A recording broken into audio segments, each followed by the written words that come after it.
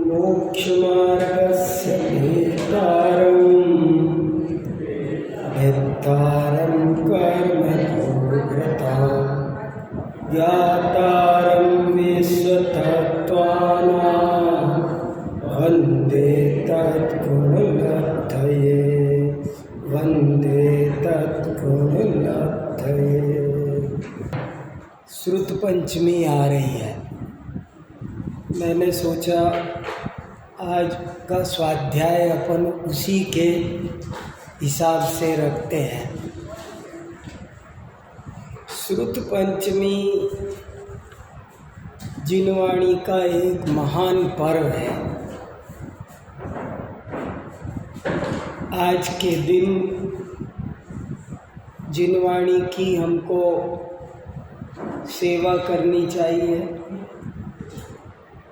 जैसे भी बने वैसे, हर आदमी से एक सी सेवा नहीं बन सकती, पर जिससे जैसे बने वैसे करो। कोई स्वाध्याय करो, कोई कराओ, कोई उसको साफ करो, संभालो, कवर चढ़ाओ, दूसरे को दान में दो, कुछ भी करो। येन केन प्रकारेण जिनवाणी की रक्षा होनी चाहिए, सुरक्षा होनी चाहिए, उसका संवर्धन होना चाहिए। ये इसका संदेश है। श्रुत पंचमी की कहानी भी इसी बात को बताती है, जिससे अपन सब लोग परिचित हैं। भगवान महावीर तक तीर्थंकर परंपरा चलती रही, उसके बाद तीर्थंकर होना बंद हो गए, केवली कुछ होते रहे। जिस दिन तीर्थंकर महावीर को निर्वाण हुआ, उसी दिन गौतम स्वामी को केवल ज्ञान हुआ।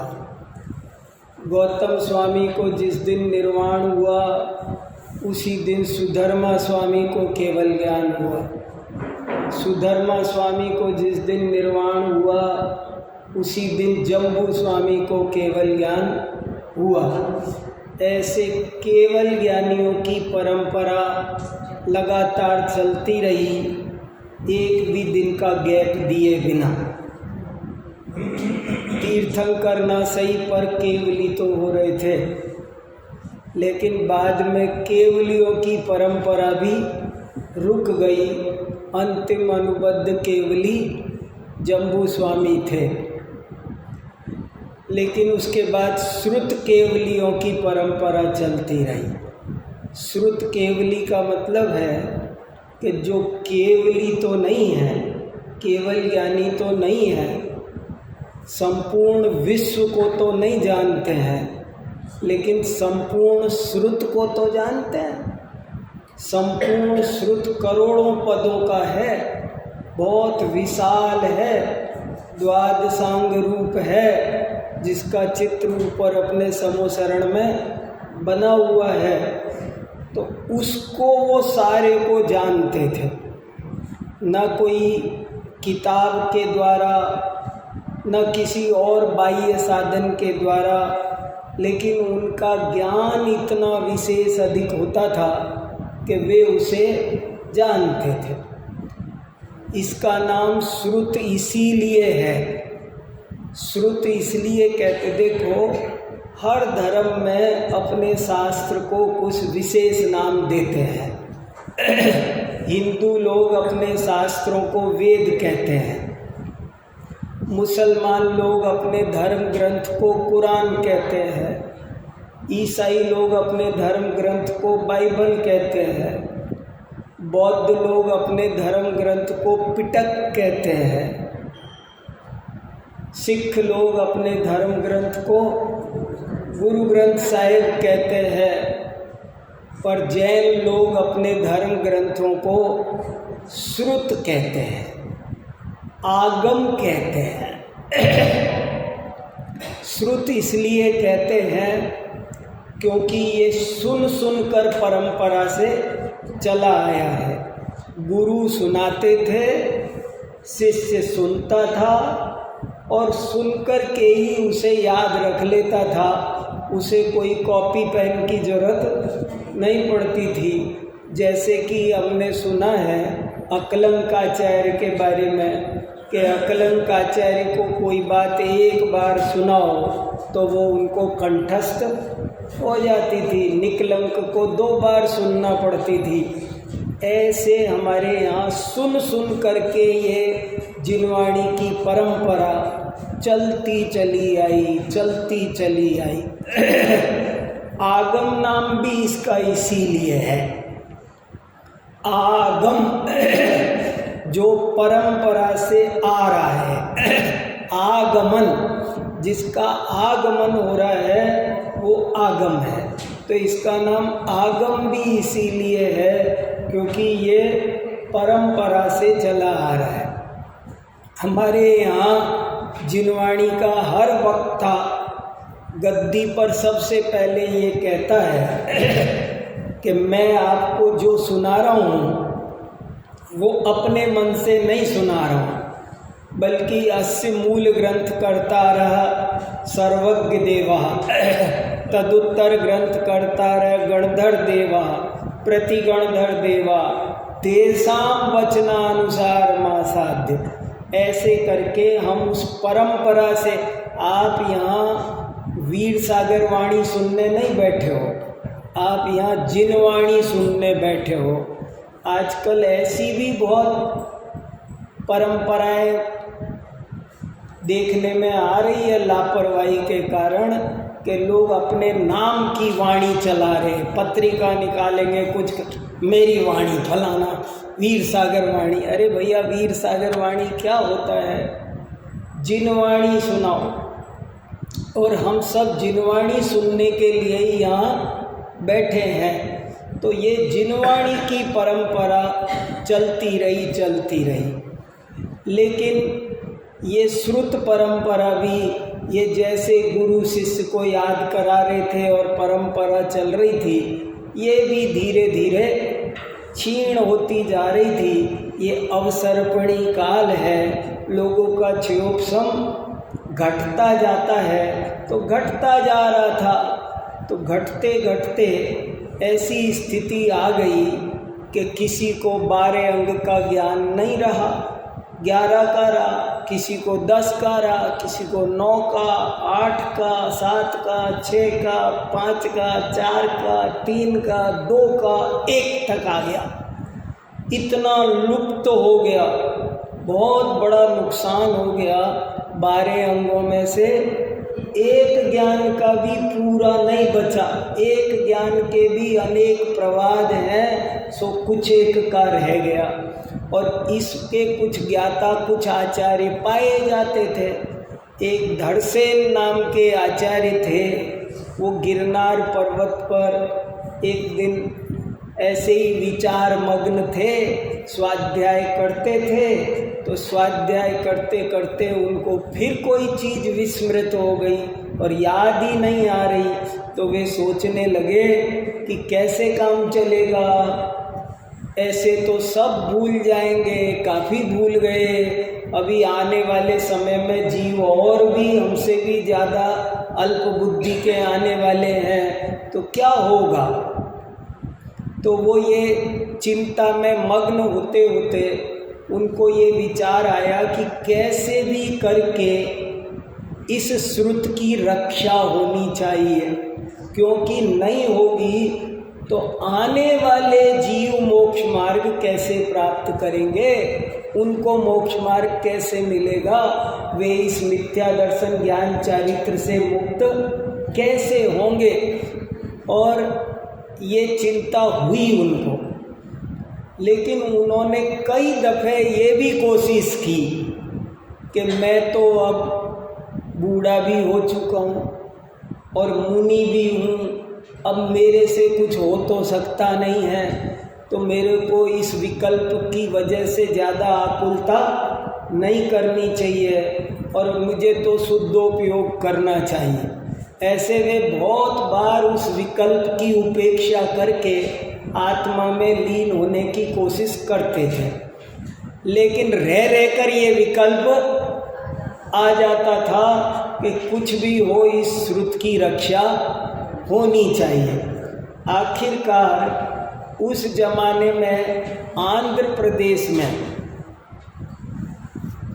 महिमा नगरी में एक बहुत बड़ा मुनि सम्मेलन हो रहा था और धरसेनाचार्य ने उस मुनि सम्मेलन में एक पत्र भेज दिया।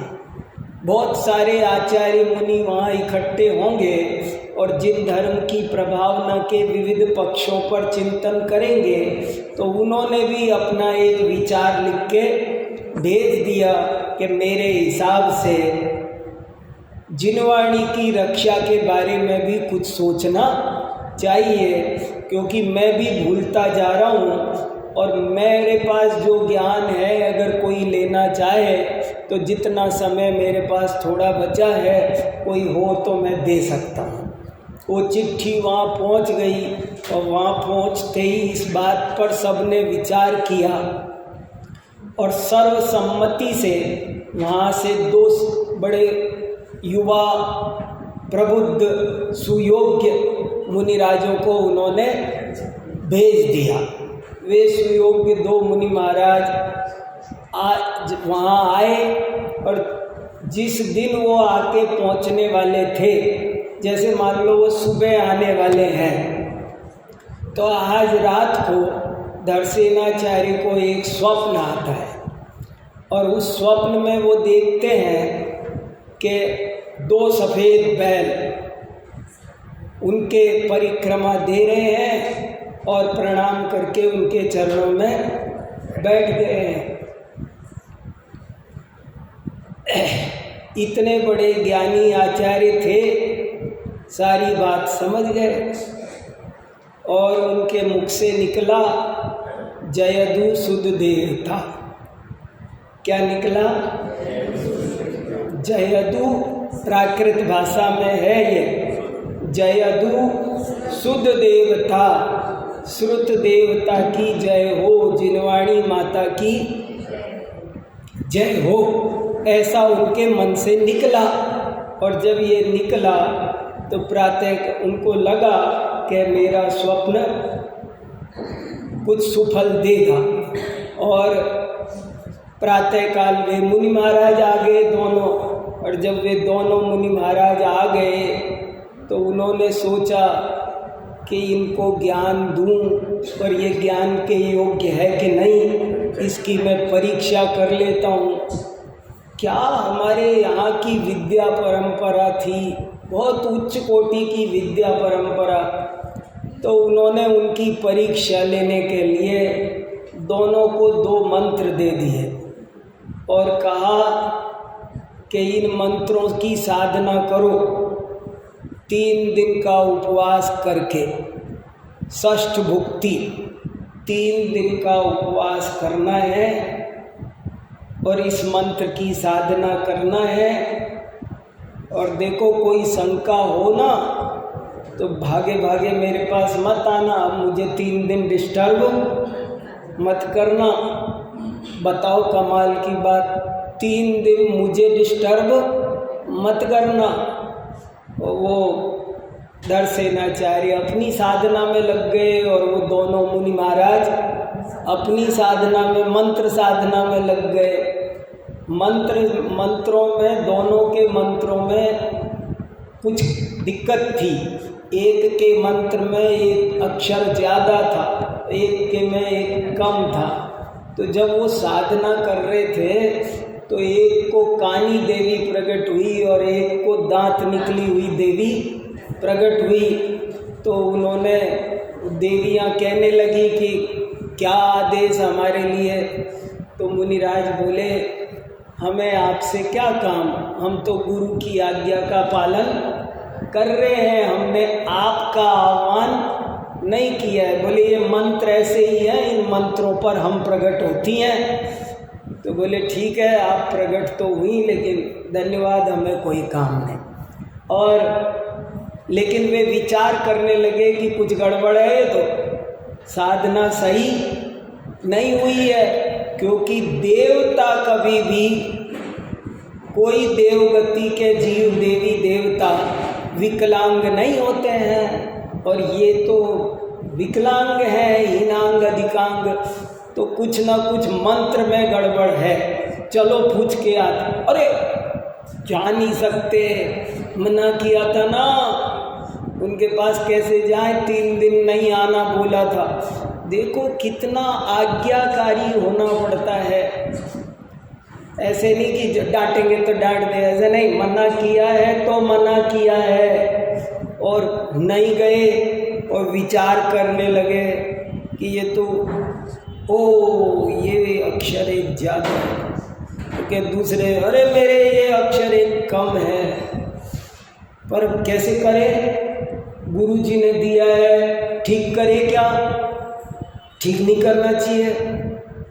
क्यों नहीं करना चाहिए? जब गलत है, क्लियर गलत है, तो करना चाहिए। पर गुरु जी ने दिया है, नहीं करना चाहिए। पर ये तो है तो क्लियर गलत, व्याकरण से भी गलत है, ऐसे भी गलत है, तो ठीक तो होना चाहिए।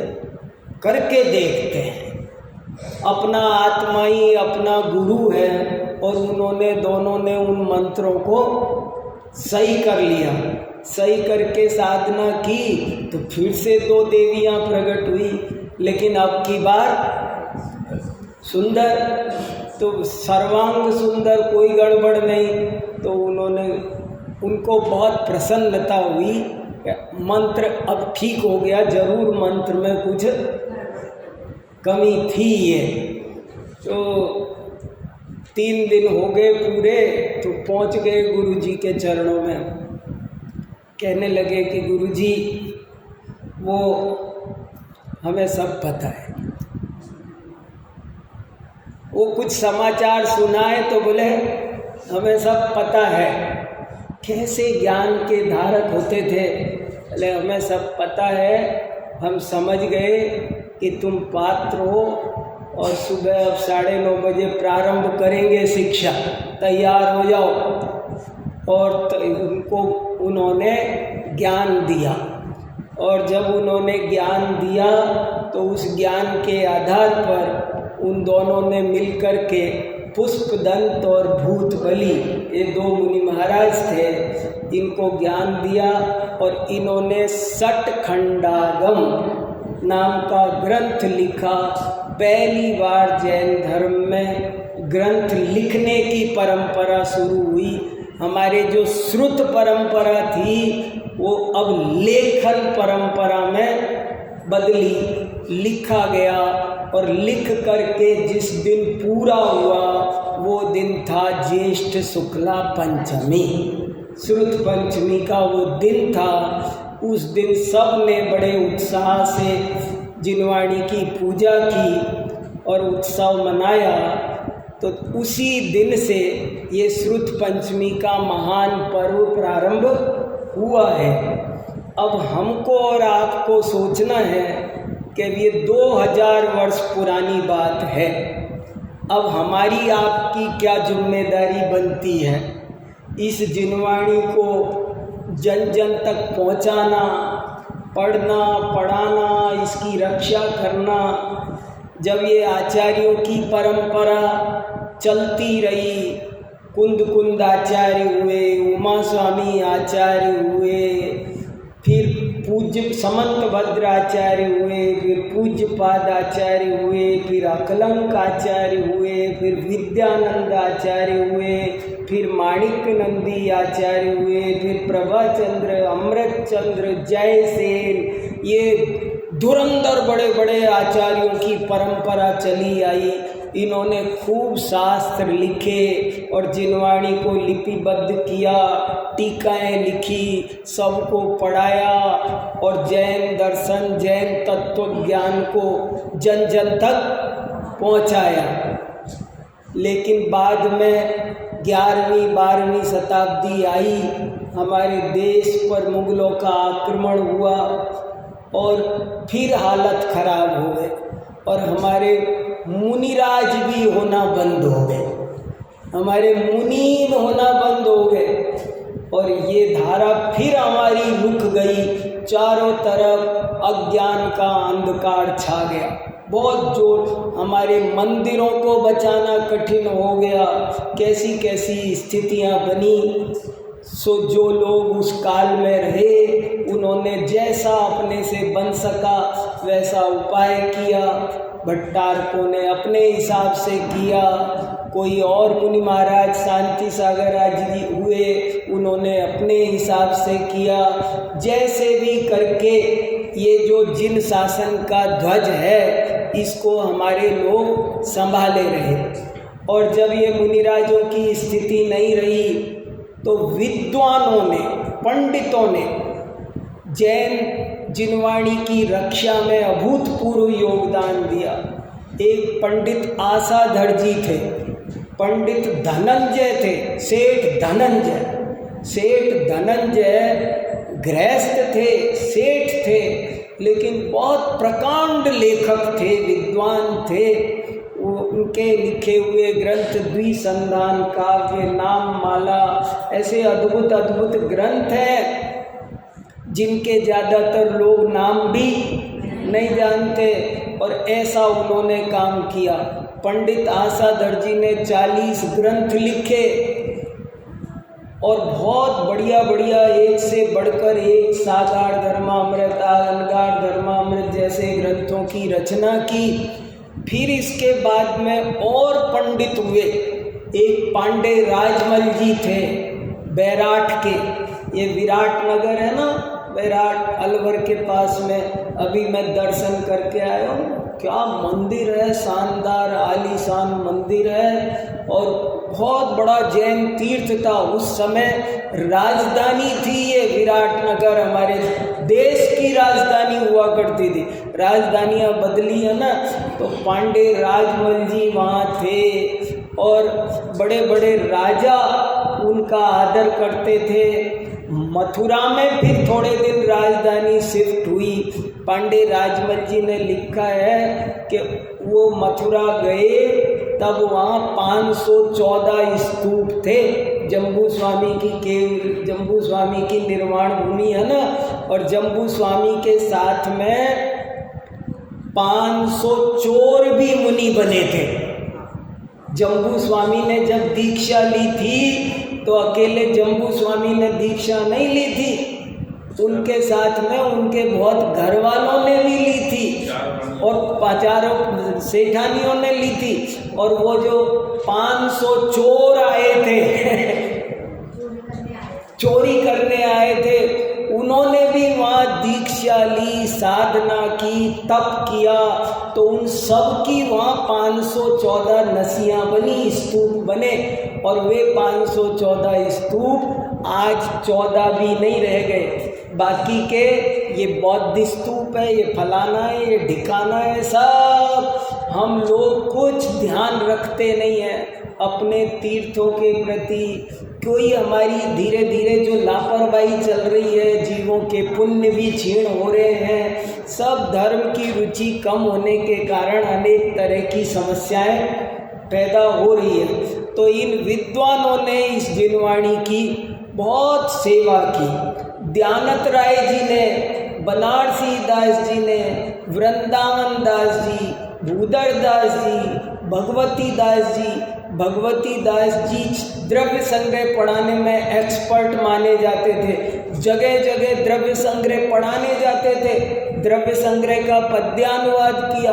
दयानंद राय जी ने ढेरों पूजाएं लिखी, क्योंकि लोग अब कठिन ग्रंथ नहीं पढ़ रहे थे। मुगल काल होने से, शिक्षा का ह्रास होने से बहुत हमारी शिक्षा का लेवल बहुत गिर गया था, लेकिन लोगों को धर्म से जोड़कर रखना था, तो उन्होंने ऐसी मीठी मीठी पूजाएं लिखी।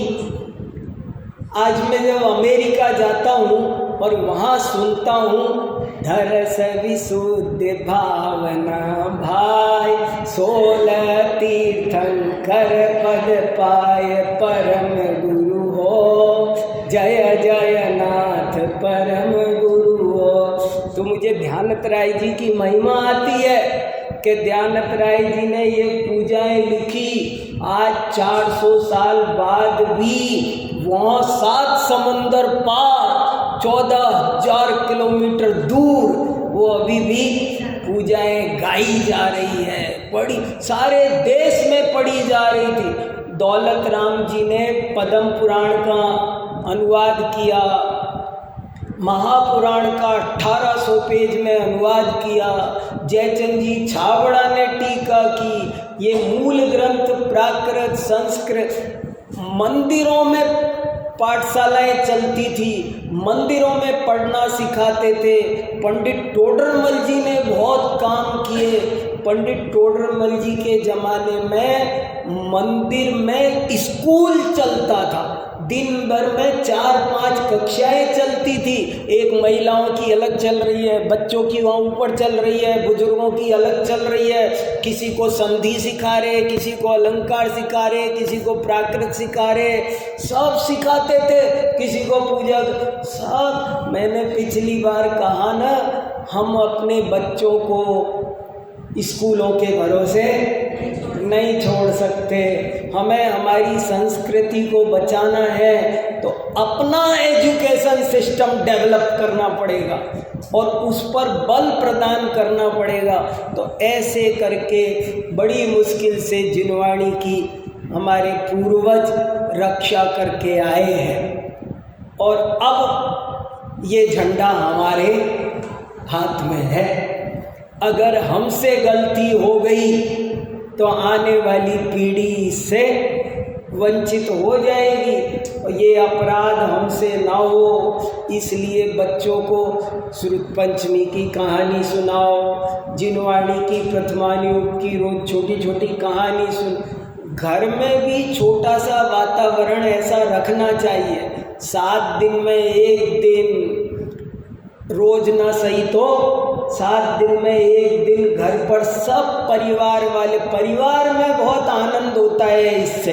सब बैठ करके स्वाध्याय करो, आपस में जिनवाणी की कथा कहानी, बच्चों में क्या रक्षाबंधन की कहानी है, क्या सब चीज़ों की कहानी हम हमारे बच्चों को नहीं सुनाएंगे तो ये सब यही। आप तो रामायण सुनाओ मत, तो फिर वो टीवी पर देखेंगे, फिर उनको हनुमान जी बंदरी समझ में, उनको कामदेव नहीं समझ में आएंगे, उनको कुंभकर्ण जो मोक्षगामी जीव है, कुंभकर्ण भगवान की जय हो, कुंभकर्ण भगवान है, वीतराग सर्वज्ञ है। और आप नहीं सिखाओगे, आप नहीं बताओगे तो वे तो वही बताएंगे कि क्या उल्टा सीधा खाता था, कैसे सोता था। इसलिए आपको मेरा बहुत मन करता है, मैं एक दिन यहाँ 8 दिन राम कथा सुनाना चाहता हूँ।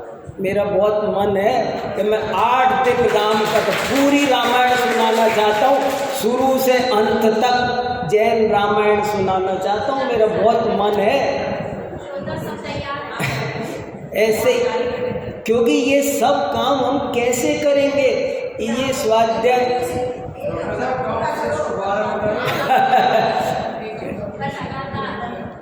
देखो, जिनवाणी की रक्षा के लिए हम सबको कुछ ना कुछ करना है, संकल्प करना है, तब जा कर के ये काम होगा। ये मेरा कहने का अभिप्राय है।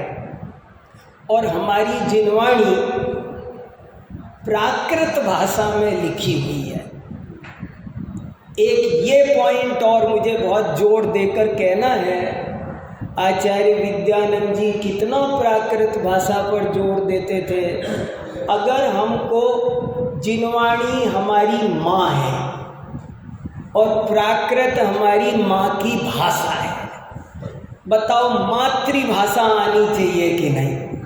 माँ की भाषा तो सबको आनी, नहीं आ रही हो तो शर्म आनी चाहिए।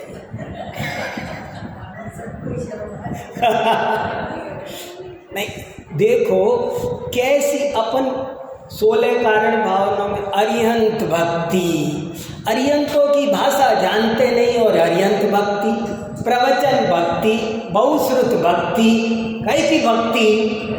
जब हमको उनकी भाषा नहीं आती, मेरे गुरुजी उदाहरण देते हैं कि बेटा अमेरिका चला गया, और अमेरिका में रहते रहते अंग्रेजी बोलते बोलते हिंदी बोलना भूल गया।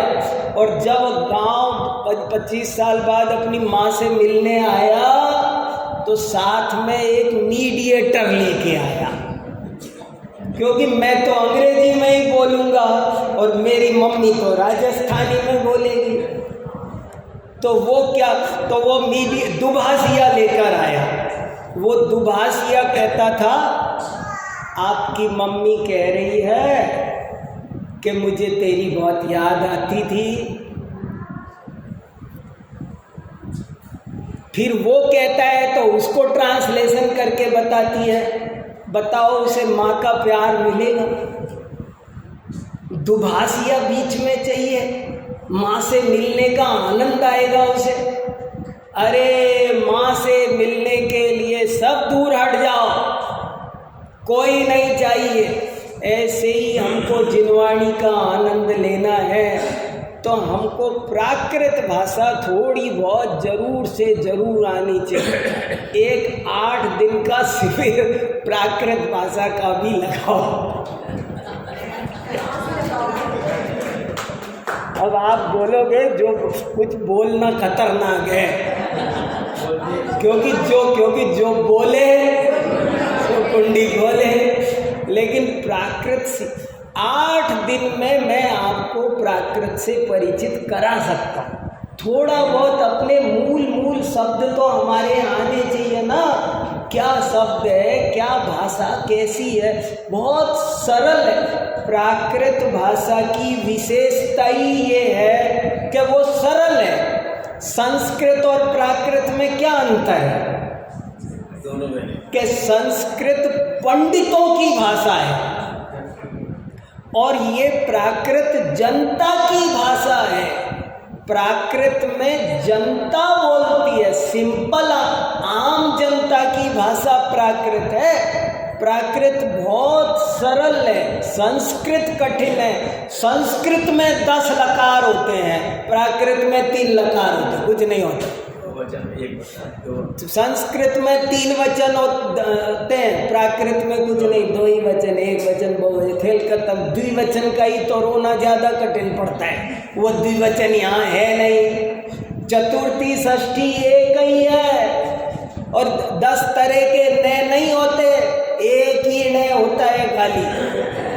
3 तरह के से नहीं होते, एक ही तरह का से होता है। प्राकृत भाषा बहुत सरल है। हमारे यहाँ बच्चा पैदा होता है तो सबसे पहले उसे कान में प्राकृत भाषा सुनाई जाती है, नमोकार मंत्र सुनाया जाता है। प्राकृत भाषा जरूर से जरूर हमको थोड़ा ध्यान दे करके सीखना चाहिए। प्राकृत की एक आध स्तुति कोई याद करके वो गानी चाहिए, बोलनी चाहिए। तो इसीलिए मैं आज एक प्राकृत की छोटी स्तुति लोरी लेकर आया हूँ। जिनवाणी माता है ना, जिनवाणी है माता। देखो, गोदी में संस्कार देने पड़ते हैं बच्चों को। लोग है ना, बचपन में तो बच्चों को संभालते नहीं है, तो बाद में बड़े हो जाते हैं ना, तब कहते हैं ये तो जिंदगी की न टूटे लड़ी गा रहा है। तो वही गाएगा। तुमने उसको सिखाई कोई दूसरी लोरी? कोई ढंग की चीज तुम सिखाते। कुंद कुंदाचार्य को उनकी माँ पालने में सिखाती थी। शुद्धोसी बुद्धोसी निरंजनोसी संसार माया परिवर्जितोसी। वो माँ बच्चे को तब सिखाती थी। ऐसे ही हमको आपको ये लोरी याद करनी है, सीखनी है, सिखानी है बच्चों। इसका खूब ज़्यादा प्रचार करना है। ये एक ही काफ़ी है। आप सबने तो महाराज को देखा है, उनकी हर सभा में गाई जाती थी और ये बहुत काम की है। आपको तो पहले हिंदी सुना दूँ, ताकि आपको प्राकृत में फिर ज़्यादा आनंद आएगा। पहले मैं हिंदी में पढ़ता हूँ, बहुत सुंदर है, मुझे इतनी पसंद है। मैं अभी भी आप ये समझ लो कि हर 2-4 दिन में इसे पढ़ता हूँ। मतलब कोई हफ्ता ऐसा नहीं जाता जब मैं इसे नहीं पढ़ता हूँ। मैं तो पढ़ता हूँ, मुझे याद है, पूरी याद है। मैं तो गाता हूँ, घूमते घूमते गाता हूँ, बैठे बैठे गाता हूँ, मुझे बहुत आनंद है। और इसमें मुझे बहुत ज़्यादा भाव भाषित होते हैं। देखो, अरिहंत पिताजी तेरे, जिनवाणी माता तेरी, अरिहंत पिताजी तेरे, जिनवाणी माता तेरी, मेरे भैया अरिहंत सहज है होना। कौन कह रहा है ये? एक माँ कह रही है। किससे कह रही है? अपनी गोदी में पलने में जो बच्चा है छोटा, उसको कह रही है। और क्या कह रही है? बहुत बड़ा, बहुत पवित्र मन होगा वो माँ ऐसा कह सकती है। क्या कह रही है वो माँ? ये कह रही है, हे बेटा, याद रखना, भूलना नहीं, तेरे पिताजी अरिहंत हैं और तेरी माँ मैं नहीं हूँ बेटा, तेरी माँ जिनवाणी है। क्या कह दिया आप जानते हो? ये छोटी बात नहीं, ये सब कुछ कह दिया। जो कुछ कहना था कह दिया, द्वादशांग कह दिया। हे बेटा, सुन ले कान खोल के बेटा, हम तेरे माँ बाप नहीं, हम तो तेरे कहने के, व्यवहार के औपचारिक माता पिता हैं। तेरे असली पिताजी अरिहंत भगवान हैं और तेरी असली माँ जिनवाणी है बेटा। बस ये मत भूलना। और जैसे बेटा बाप बनता है, जैसे बेटे का बाप बनना आसान है। कोई भी बेटा अपने पिता के कदमों पर चलता हुआ पिता बनता है। तो तू भी अरिहंत का बेटा है और तुझे क्या बनना है? अरिहंत बन। इंजीनियर मरे जा रहे, सब सत्यानाश कर रहे, अपना भी बच्चों का भी, और उस पे कहते हैं परोपकार कर रहे हैं। परोपकार करने के लिए ये तो होश होना चाहिए, उपकार किसे कहते हैं? किसी को धन दौलत में परिग्रह में उलझा देने का नाम उपकार नहीं है। उसको संयम के मार्ग पर, ज्ञान के मार्ग पर, तप के मार्ग पर लगाना, ये उसका सबसे बड़ा उपकार है। अभी वसंत कुंज में एक गोष्ठी हुई मेरी भावना पर, तो सब लोग बताते थे कि मुझे कौन लाइन सबसे ज़्यादा प्रिय है। तो मेरे से पूछा तो मैंने कहा मुझे एक लाइन सबसे ज़्यादा प्रिय है, फैले प्रेम परस्पर जग में, मोह दूर पर रहा करे। प्रेम और मोह में अंतर है। मोह नहीं होना चाहिए, प्रेम होना चाहिए। प्रेम बिगाड़ नहीं करता है, मोह बिगाड़ करता है। मोह दूर रहे। बड़ी सुंदर पंक्ति जुगल किशोर मुख्तार लिख गए, प्रेम हो। तो बच्चों से प्रेम होना चाहिए। क्या गजब की बात बच्चे को सिखा रही है। देखो, एक और बात मैं कहना चाहता हूँ।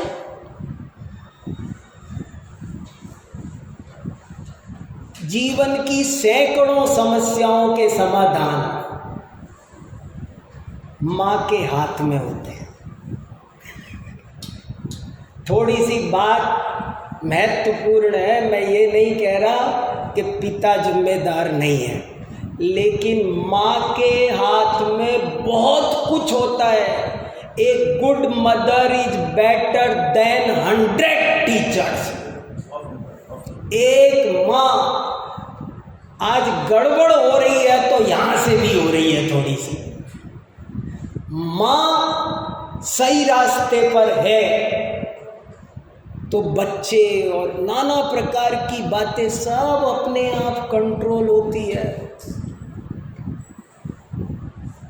माँ के संस्कार, माँ का, गांधी जी को किसने बनाया? पूरी कहानी सुनाऊंगा कभी। माँ गांधी जी की को बनाने वाली, गांधी जी को इतना बड़ा विश्व पटल पर पहचान दिलाने का काम किसने किया? उनकी माँ में बहुत ताकत होती है साहब। माँ चाहे ना जिधर बच्चे को मोड़ सकती है, जैसा चाहे वैसा बना सकती है। उसका आहार विहार आचार विचार सबको संभालने का काम चुटकियों में कोई कर सकता है तो वो माँ कर सकती है। इसीलिए जिनवाणी को माँ कहा, पिता नहीं कहा।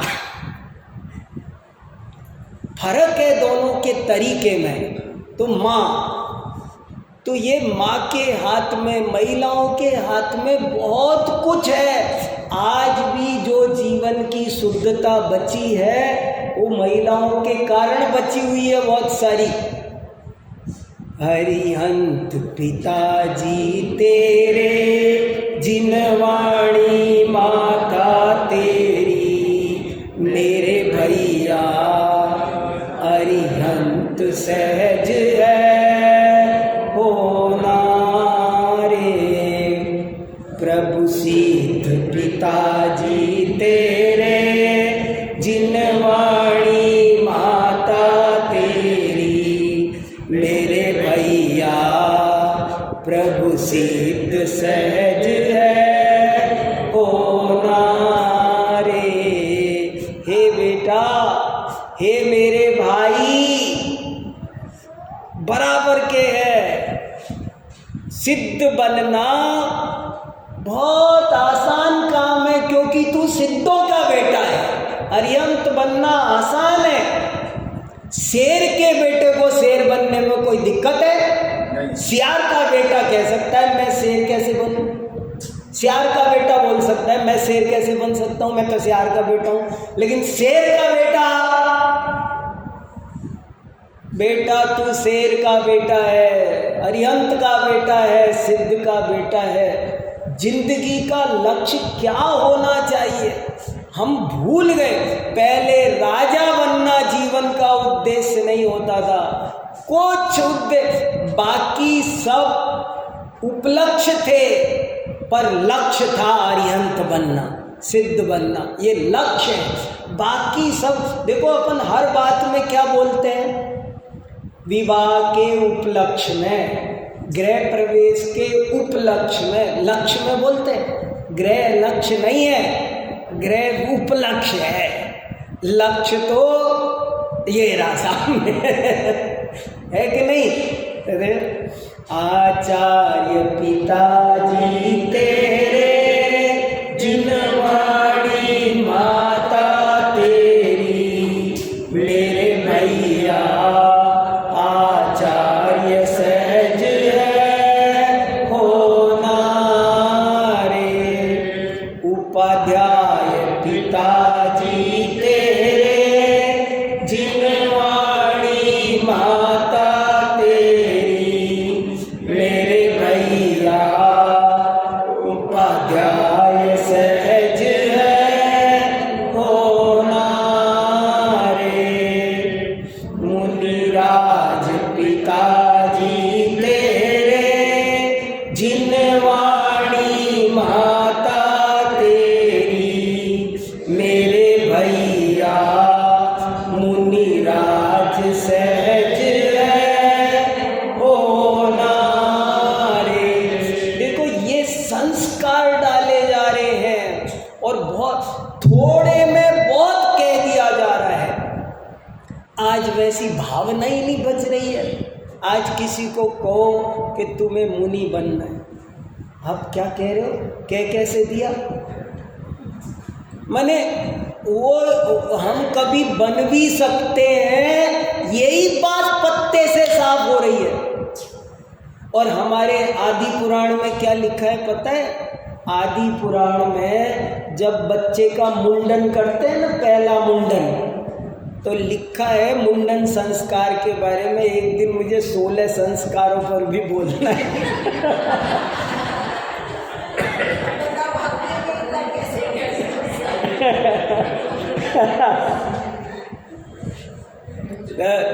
उन 16 संस्कारों में करेंगे, जरूर करेंगे। मुंडन संस्कार के बारे में सुनो, बड़ी जोरदार बात लिखा आचार्य ने कि मुंडन संस्कार कैसे करना। सबसे पहले जब बच्चे के बाल हटाते तो आदि पुराण में लिखा कि माता पिता उस बच्चे को किसी तीर्थ पर ले जाएं, सम्मेद शिखर आदि किसी तीर्थ पर ले जाएं, और तीर्थ पर ले जाकर निम्नलिखित मंत्र पढ़ें, भावना भाएं। और उन मंत्रों में क्या लिखा है, क्या भावना लिखी है वहाँ? हे बेटा, अभी तू बच्चा है, इसलिए हम तेरे इन बालों को कैंची से यहाँ कटा रहे हैं, लेकिन हमारी भावना है कि एक दिन तू अपने आप घर छोड़कर तीर्थ पे चला जाए और अपने हाथों से केस लॉन्च करे। मुंड भागी भव बेटा, मुंड भागी भव बेटा, मुंड को भव बेटा, ऐसे लिखा है। हे बेटा, तू मुनि बनना। ये भावना माँ बाप भाते हैं। आज कोई भा रहा है?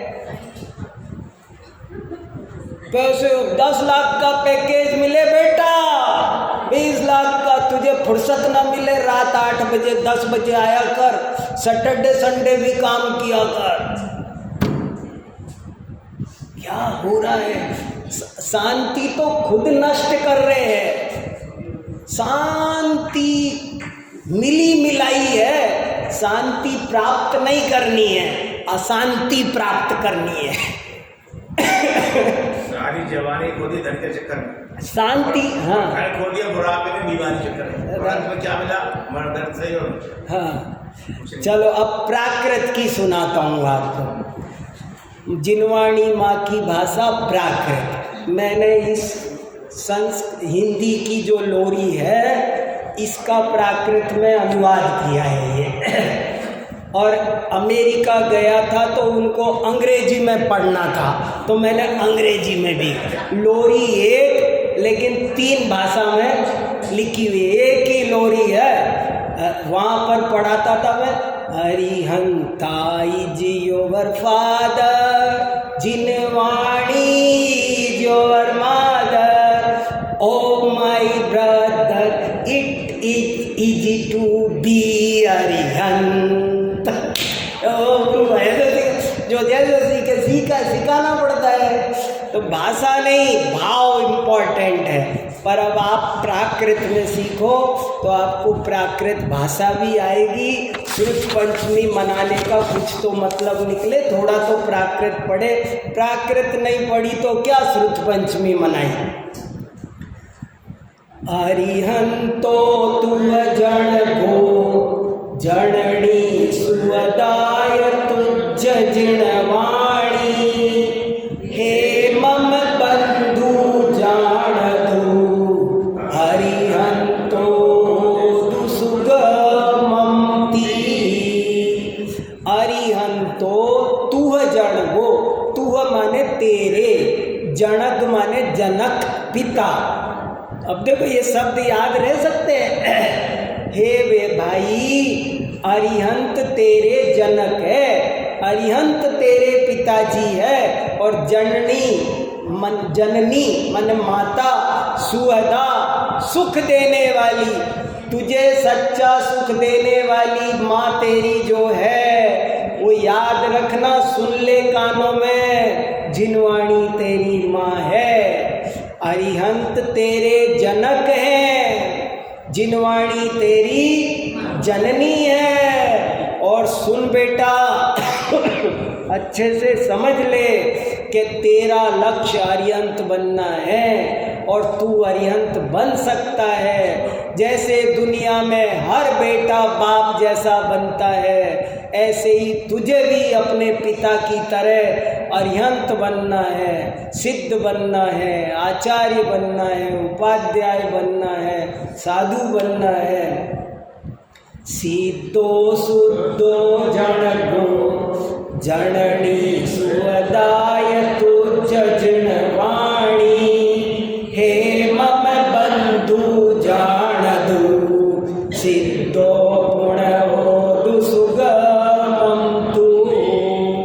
शुद्ध सिद्ध भगवान, अष्ट कर्म रहित सिद्ध भगवान तेरे जनक है बेटा, और जिनवाणी तुझे सुख देने वाली तेरी सच्ची माँ है बेटा। और हे बेटा जान दू, अच्छे से समझ ले, खूब अच्छे से समझ ले कि सिद्ध बनना बहुत सरल है, कठिन नहीं है। क्या समझ में नहीं आया डॉक्टर साहब? क्या सिद्ध बनना कैसे आसान है? जैसे सियार का बेटा शेर नहीं बन सकता, पर शेर के बेटे को शेर बनना। हम अरिहंत के बेटे हैं। अरिहंत महावीर भगवान हमारे जैसे थे ना, कभी उनकी वो भी तो हमारी सी तरह मम्मी पापा कैसे पैदा हुए ना, और फिर वो महावीर बन सकते हैं, तो मैं क्यों नहीं? हम भी मनुष्य, मनुष्य पर्याय से ही पंच परमेष्ठी बना जाता है, इसलिए ये सरल। अरे दुनिया के और सब काम कठिन है। देखो मैं 10 साल लगा के डॉक्टरी सीखता हूँ, बहुत ऑपरेशन करना सीखा, लेकिन कदाचित दुर्घटना में मेरा ये हाथ चला गया। अब मेरी वो जो ऑपरेशन करने की कला थी, लेकिन अरिहंत बनना इस धर्म के मार्ग के लिए कब क्या दिक्कत आने वाली है? सिर पर सिगड़ी भी जले पर अंदर में शांति का झरना झरवाती है ये जिनवाणी माता। इसलिए ये मार्ग उत्तम मार्ग है, ये मार्ग कठिन नहीं है। अरे पैसा कमाना सरल काम है क्या? वो कितना कठिन काम, मगर वो तो किसी को कुछ लगता नहीं। और ये शांति का मार्ग शॉर्ट एंड स्वीट है। शांति नहीं प्राप्त करनी है, शांति तो अवेलेबल है, अशांति हम प्राप्त कर रहे वो बंद करनी है। देखो आईरियो तू जण गो जननी सुवदाय तुझ जिणवाणी, हे मम बंधु जाणदु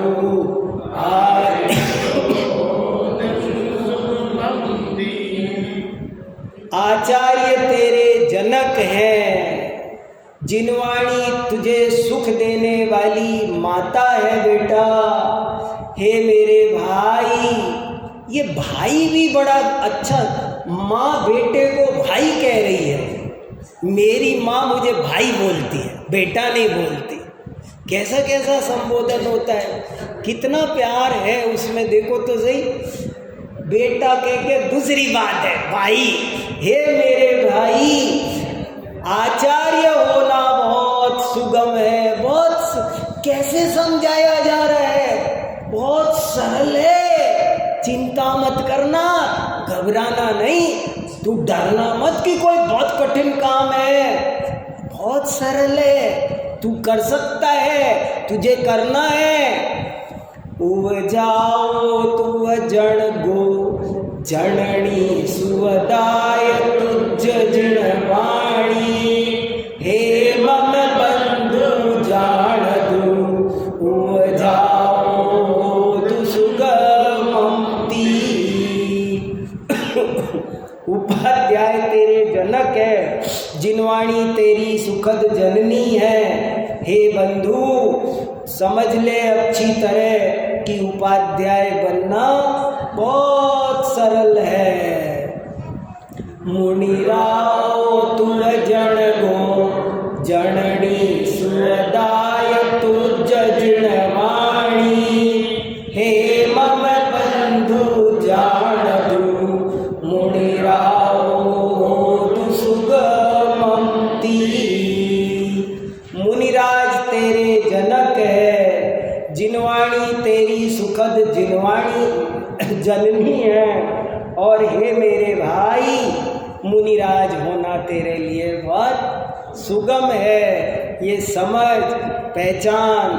तो देखो बहुत महत्वपूर्ण बातें हैं, इनको थोड़ा सा सिंसियरली लेओ। जिनवाणी की रक्षा करो, पढ़ो पढ़ाओ, किसी न किसी को जोड़ो। अब जैसे अपनी सभा चल रही है, आप किसी न किसी एक आदमी को प्रेरणा दे के लाओ। देखो एक आदमी को मार्ग पर लगाते हो ना, एक आदमी को, तो कितने लोग रास्ते पर लगते हैं। आपको पता है हमारे घर में हम लोग ओरिजिनल जैन नहीं हैं। हमारे बाबा ने जैन धर्म स्वीकार किया, हमारे पिताजी ने जैन धर्म स्वीकार किया। एक पंडित जी हमारे गांव में आए थे, उन पंडित जी हमारे बाबा तो कट्टर शैव थे। शिवालय में जाते, गीता के 18 अध्यायों का पाठ करते, ओम नमः शिवाय की जाप करते थे। पर वो पंडित जी ने हमारे बाबा को समझा करके जैन बनाया, और बाबा एक बदले थे और कोई नहीं बदला। हमारी दादी भी नहीं बदली। ये क्या तुमने है ना नंगों का धर्म अपना लिया। और थोड़े दिन घर में संघर्ष रहा, लेकिन धीरे धीरे धीरे धीरे आज उसी परिवार में हम 200 लोग कट्टर जैन हैं, कट्टर। और उन 200 में से 10 तो प्रवचन करते हैं मेरी सी तरह। एक को बदला का, एक को। आप एक आदमी को मार्ग पे लाओ, प्रेरणा दिया करो। आओ शास्त्र सभा में, जो जैसे आए, जिस प्रलोभन में आए, लाओ, प्यार से जोड़ो। ये जिनवाणी हमको किसी ने दी है, आपको भी किसी न किसी को दे के जाना है। आपको किसी ने रास्ते पर लगाया है ना, आप भी किसी न किसी को लगाना, बिना लगाए नहीं रहना। एक न एक को धर्म के मार्ग में लगाओ। श्रुत पंचमी मनाना है, तो जिनवाणी की रक्षा करनी है, तो लोगों को जिनवाणी से जोड़ो। यही जिनवाणी की सच्ची सेवा है, यही श्रुत पंचमी मनाना है। हम सब सच्ची श्रुत पंचमी मनाएं। मैं इसी पवित्र भावना के साथ अभी की बात पूरी करता हूँ।